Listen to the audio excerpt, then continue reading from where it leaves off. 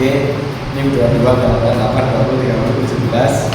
Perkenalkan, nama saya Karisa Aprilia Fiandita dari Prodi PBI 2022C dengan NIM 2288203008. Selanjutnya, perkenalkan, nama saya Nur Amalia Vidya Putri dari PBI 2002C sore NIM 21882039. Dan perkenalkan, nama saya Maria Kristanti dengan NIM 2288203065 dari PBI 2022C.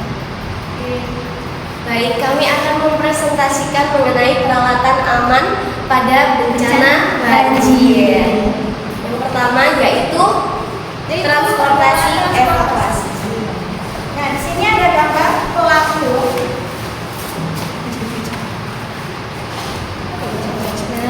Nah, di sini ada gambar pelaku, terus ada ban karet. Jadi mana untuk mengevakuasi orang yang terkena dampak banjir. Terus yang kedua yaitu panggilan ganti, yaitu untuk orang yang terkena dampak banjir terus dia berhari-hari terkena dampak banjir dan harus menggunakan pakaian ganti seperti kemeja, kaos, terus hoodie atau apa ini, celana dan lain-lain sebagainya.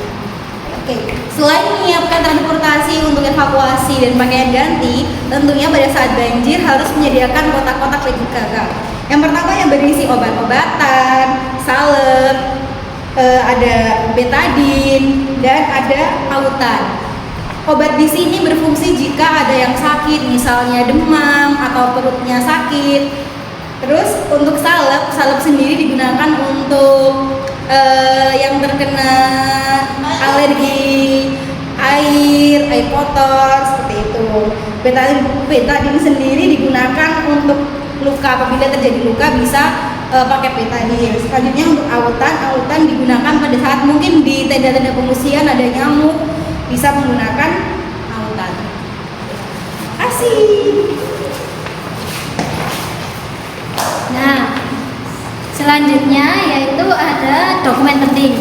Di sini kita harus sudah menyiapkan dokumen penting ini di satu tas atau satu koper, dan sebelum itu dokumen itu juga harus dilaminating agar tidak saat terkena banjir atau terkena air agar tidak rusak seperti itu. Lalu ada makanan tahan lama. Nah, di sini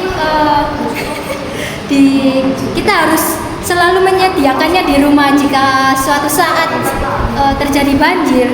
Jadi kita langsung ambil atau langsung menyimpannya dan kita bisa membawanya ke posko. Selanjutnya kita juga menyediakan alat bantu, mana di sini ada senter yang kita butuhkan untuk penerangan apabila misalnya banjirnya terjadi saat malam. Lalu ada pisau lipat, barangkali kita membutuhkan untuk membuka sesuatu. Lalu juga ada peluit, apabila kita terjebak di dalam rumah saat keadaan banjir, kita bisa meniupkan peluit untuk meminta bantuan dari tim SAR maupun bantuan lain.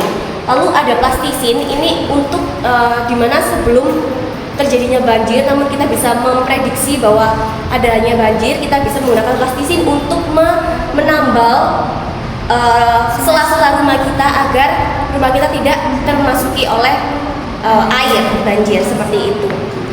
Lalu untuk dalam keadaan rumah, stop kontak itu jika kita membangun rumah di daerah yang rawan banjir ya, kita sudah tahu.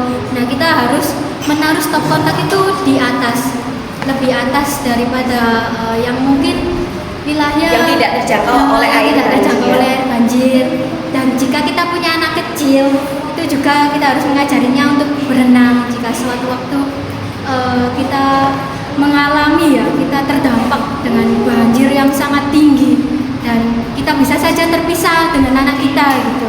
Jadi anak tersebut masih bisa mendapatkan pertolongan melalui pelatihan itu tadi, pelatihan banjir itu tadi, pelatihan berenang itu tadi. Lalu untuk orang tua yang memiliki anak-anak dihimbau untuk tidak berenang di area yang rawan banjir atau di kolam banjir. Karena bisa terjangkit penyakit, karena kita kan kalau dari air banjir itu kan banyak kotoran, bisa jadi dari atau saluran terseret arus. Nah, seperti itu. Baik. Nggak boleh. Baik, sekian presentasi dari kami.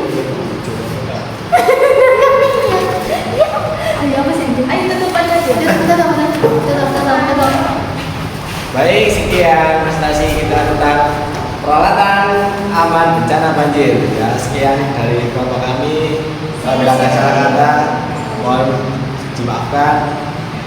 Salam siaga. Tangguh. Salam tangguh. Tangguh.